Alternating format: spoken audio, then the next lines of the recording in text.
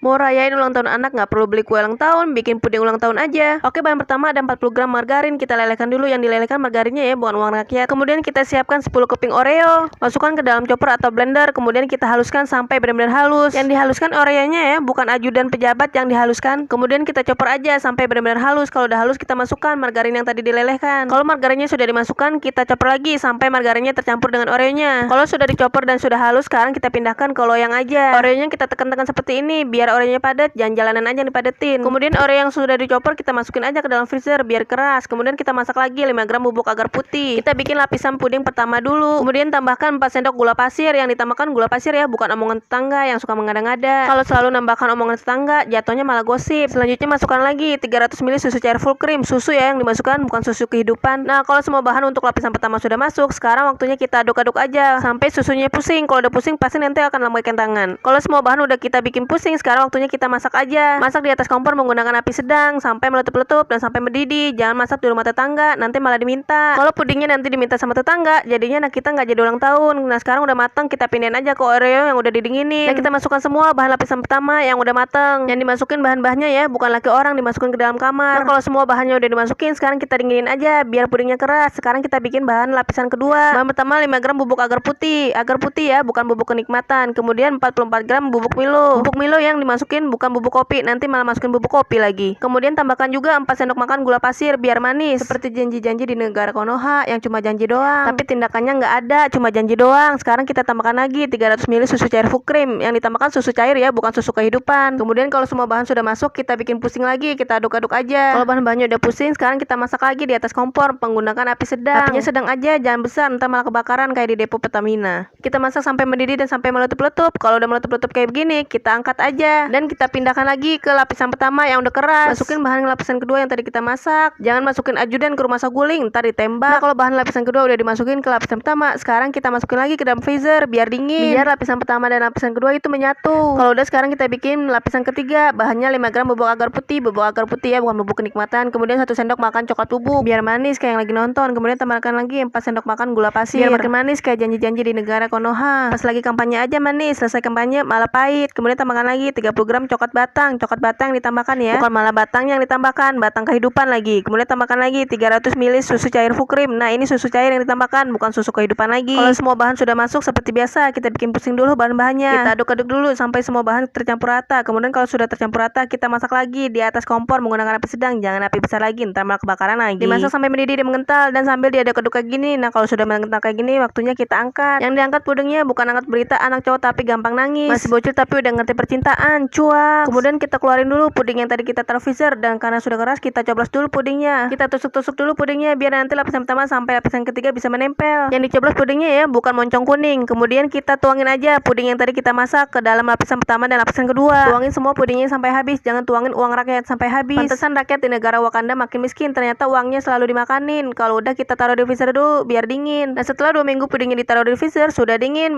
pudingnya sudah keras. Sekarang kita kope-kope dulu biar pudingnya bisa keangkat. Nah, kalau udah keangkat, kita taruh aja di piring cantik warna putih. Kemudian di atas puding kita taburin bubuk coklat biar terlihat cantik. Yang ditaburin bubuk coklat ya, jangan taburin bunga kuburan. Nanti yang makan bukan anak lagi, tapi malah Susana. Untuk toppingnya selera aja, bisa dihiasin dengan bubuk coklat atau bisa dihiasin juga dengan meseseres. Pokoknya hiasi pudingnya secantik mungkin, sama seperti kue ulang tahun. Nah, kalau mau lebih cantik lagi, tambahin aja whipped cream. Karena whipped cream di rumah saya nggak ada, jadi saya tambahkan bubuk coklat. Taburi pudingnya sampai benar-benar tertutup dengan bubuk coklat. Menurut rasa terkuat di bumi, yaitu mama, lebih enak bikin sendiri atau beli kue ulang tahun aja. Nah, kalau udah, kita tinggal tambahin topping acara. Karena ini puding untuk acara ulang tahun anak aku, makanya aku tambahin happy birthday. Nah, pudingnya udah jadi. Buat temen-temen yang anaknya ulang tahun, cobain deh resep dari saya.